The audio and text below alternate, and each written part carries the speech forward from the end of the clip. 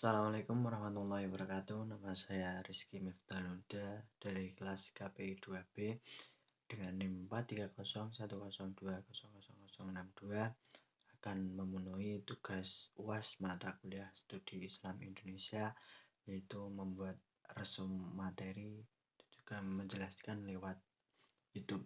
Kali ini saya akan menjelaskan resum materi tentang alkulturasi Islam dan budaya Jawa dan juga peran pondok pesantren.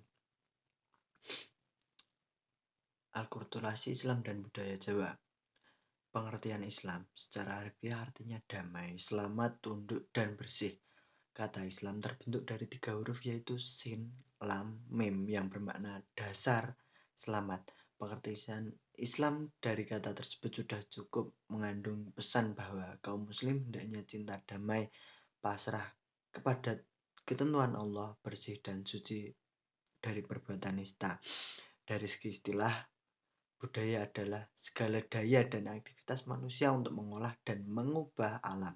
Pendapat lain mengatakan bahwa kata budaya adalah sebagai suatu perkembangan dari kata budidaya, yaitu berarti daya dan juga budi, karena mereka membedakan antara budaya dan kebudayaan.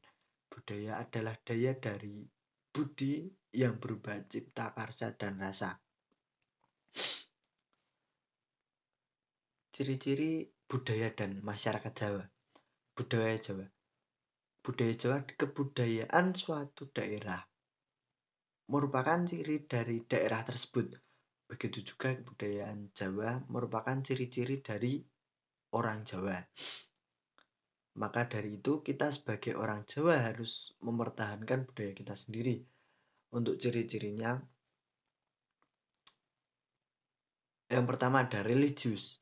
Dogmatif atau bersifat mengikuti suatu ajaran tanpa kritik sama sekali. Yang ketiga, toleran atau menghargai.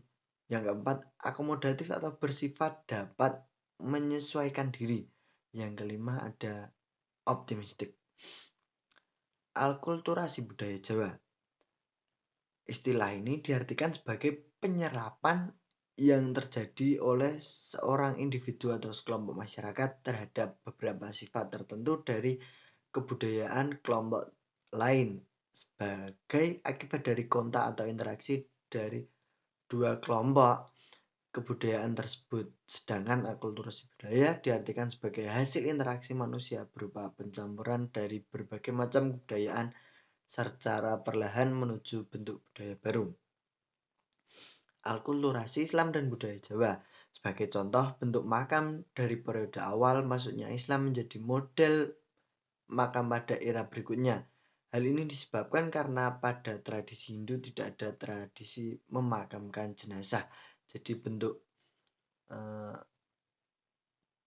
model makam itu berbeda-beda setiap periode.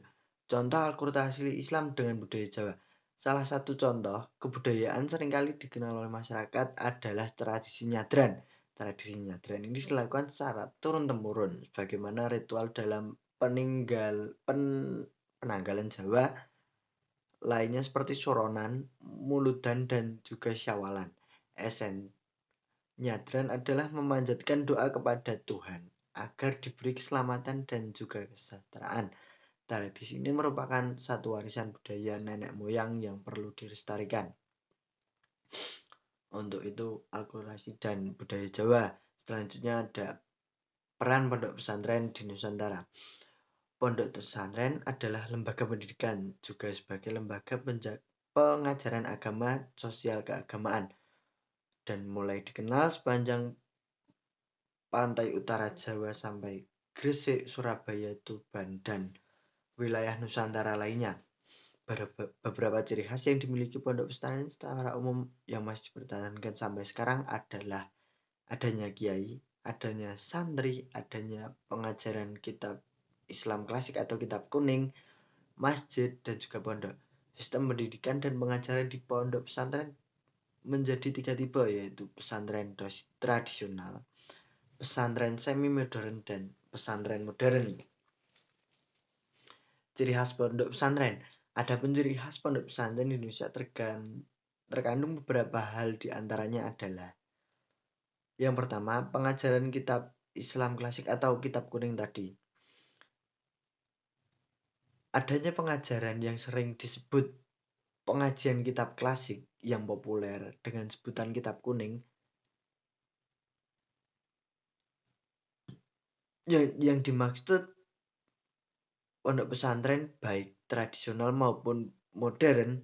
Kitab klasik yang diajarkan di dalam pesantren adalah produk dari kitab klasik yang diajarkan di dalam pesantren adalah produk dari ulama Islam pada zaman pertengahan dan ditulis dalam bahasa Arab tanpa harokat atau biasa yang disebut pegon. Dan juga ada masjid. Masjid adalah tempat yang wajib ada di pesantren sebagai sarana untuk beribadah, sholat, sarana untuk tempat mengaji, dan juga tempat mujadahan para santri. Yang selanjutnya ada pondok. Pondok atau tempat tinggal santri merupakan ciri khas atau tradisi pesantren yang membedakan dengan sistem pendidikan lainnya yang harus ada asramanya atau tempat tinggal santri, mewajibkan harus menyediakan asrama bagi para santri.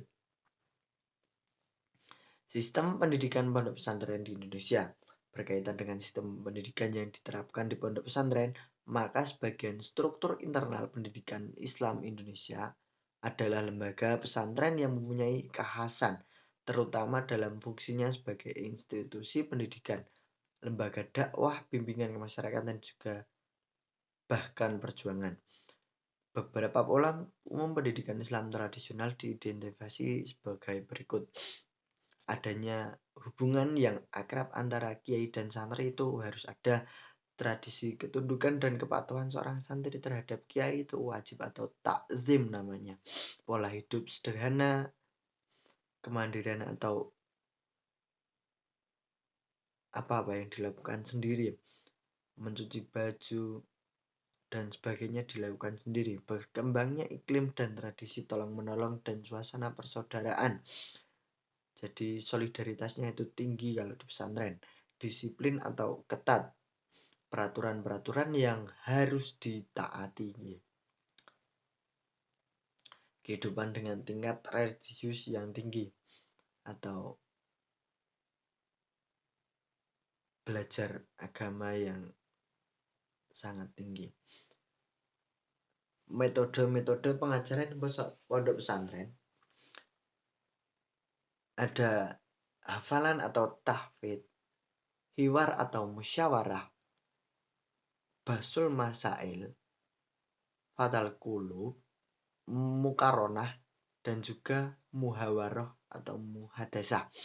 Hafalan tahfidz biasanya untuk menghafal nazam atau bait-bait yang dilakukan atau bisa disebut syair.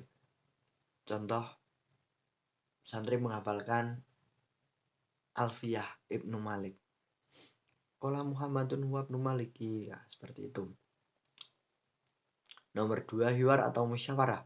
Hiwar merupakan aspek dari proses pembelajaran di pesantren yang metodenya hampir sama dengan metode diskusi umum.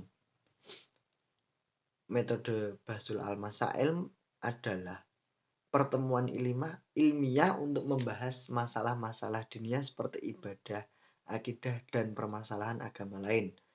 Selanjutnya ada Fathul Al-Qulub.